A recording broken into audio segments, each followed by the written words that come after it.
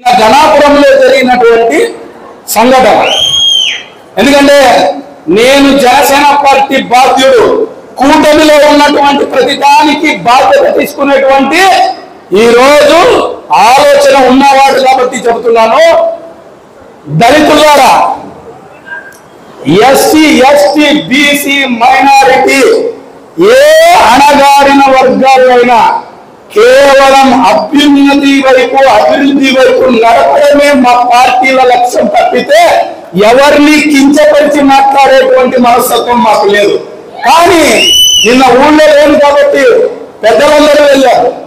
ఈరోజు నా దగ్గర రికార్డింగ్ ఉంది. నేను చంద్రశేఖర్ గారి సర్పంచ్ గారితో నేను మాట్లాడాను. ఈరోజు ధనాపురం సర్పంచ్ గారితో మాట్లాడాను.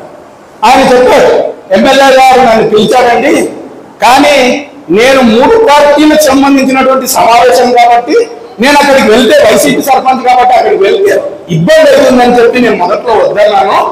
తర్వాత ఎమ్మెల్యే గారు ఏమో గుడి కట్ట కాబట్టి నువ్వు ఏమైనా అన్య మతస్థుడా అంటే క్రిస్టియన్ ఏమైనా వేరే అన్య మతస్థుడా ఎందుకు ఎక్కువ అనేటువంటి డౌట్ క్లియర్ చేసుకునే విషయంలో కృష్ణమ్మ గారు ఓకే, ఎందుకంటే ఆమె కూడా ఎందుకంటే అక్కడ ఎస్సీ అనేటువంటి పదాన్ని ఎందుకంటే ఇంత వీళ్ళు రచ్చ చేస్తారనేటువంటి విషయం ఆమెకు తెలియదు కాబట్టి ఆ పదాన్ని వాడింది. తప్పకుండా ఈ రోజు కూడా ఆమె ఎక్స్ప్లెనేషన్ ఇచ్చింది ఉన్నటువంటి విషయాన్ని.